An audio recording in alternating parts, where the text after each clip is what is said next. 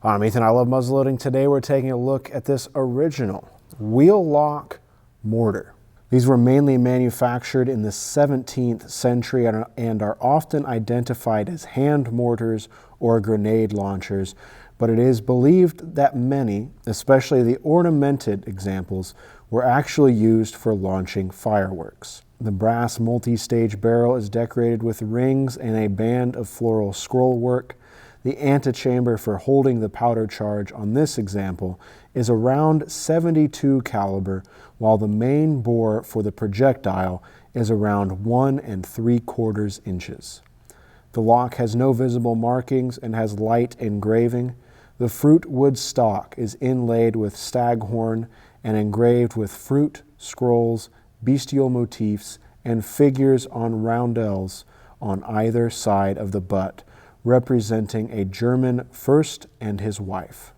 For me here today, this is more of an oddity that I wanted to show you as an example of one of the varieties of muzzleloading pieces, muzzleloading history, and muzzleloading art, really, that we see from around the world. This isn't necessarily the kind of thing that we see a lot here in the United States, simply because there wasn't a whole lot of European activity and muzzleloading activity along with it here in the United States during, and North America really, during the Wheellock era. It just simply predates a lot of European intervention here.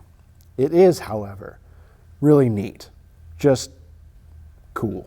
Like I said, the bore is 1 3/4 inches. The antechamber back here measures about 72. So while the front end, the muzzle end, is really big, the more functional end of this piece, at least on the interior side, isn't that abnormal to the size of bores that we see during the muzzleloading era.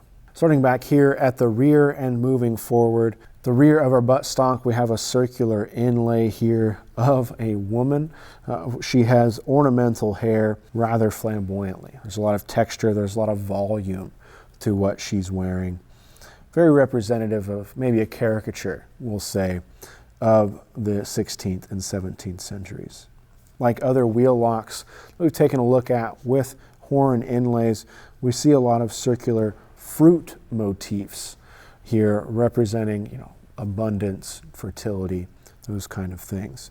This here is represented in a square panel. This square panel, though, does have a slight curve to it as this section comes forward and dips in to our wrist area here. Really, some of the most impressive horn inlay we have here, I think, is this curve and this curl here at the base end, or the toe, as we would call it in another muzzleloading arm.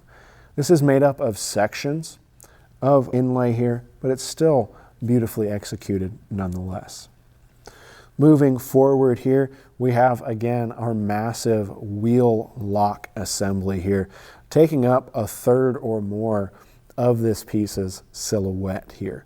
It's made of a large flat lock plate with all of the intricate pieces of a Wheellock sprinkled through here. There's not a lot of engraving on this lock, which is interesting as it's in contrast to the decoration on the rest of the piece here with our staghorn inlays. But when we consider historically the value of the lock assembly itself, it's already pretty expensive as it goes. And when we consider the fit and finish of the rest of the piece, it makes sense possibly that we don't have a lock here that is highly engraved.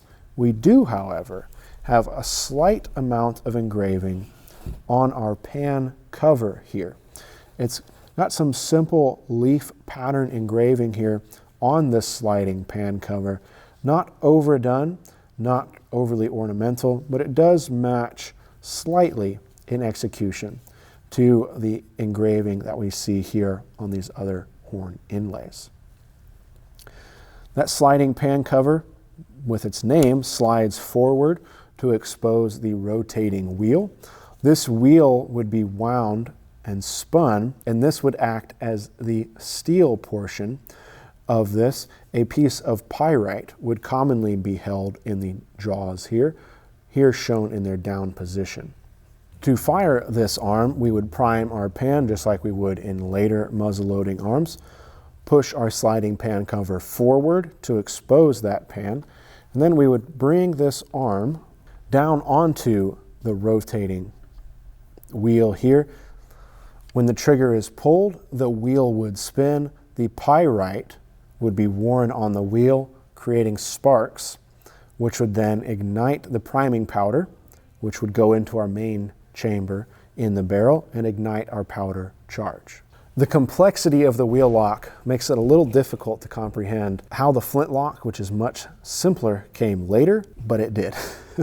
Or we have the complication of early development, then streamlined as we move through and into the flintlock era. Forward of our lock here, we have some horn inlay panels with engraving or carving on them. We have a band around the muzzle end of the forestock that features similarly executed engraving. Our brass barrel features several formed rings throughout, and we have an ornamental ring here at the fore end. This ornamentation, though, does not wrap fully around the stock, or I should say around the barrel, on this off-lock side of our barrel. It has either been broken off or did not exist there on that side. These bands add some simple decoration and artistic notes to the piece overall. Going along with the woman scene on the other side, we have a male figure not placed in the most ideal location on this side. He looks to have a mustache and a fancy hat. His inlay, though, is cut quite a bit away and hidden by the two lock bolts seen on our off-lock side here. To the rear, we have a matching fruit motif panel, and then again another figure in similar dress to the woman on the lock plate side. We have a matching horn inlay scroll here. And then on the underside, we have an iron trigger with an iron trigger guard and finger grips here. Our trigger plate here is also engraved or carved bone. The trigger guard itself is held on with a screw at the fore end and a screw at the rear.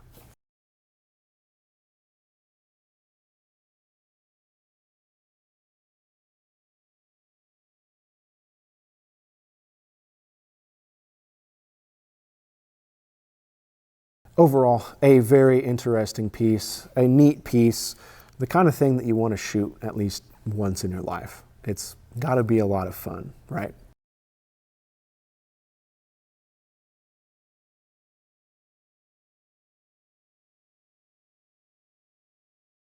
I'd like to thank the Rock Island Auction Company for giving me the opportunity to share this muzzleloading arm with you here today. If you'd like to learn more about this or any other antique arms, I encourage you to visit the Rock Island Auction Company YouTube channel to learn more. Once again, I'm Ethan. I love muzzleloading. Thank you so much for watching. We'll catch you next time.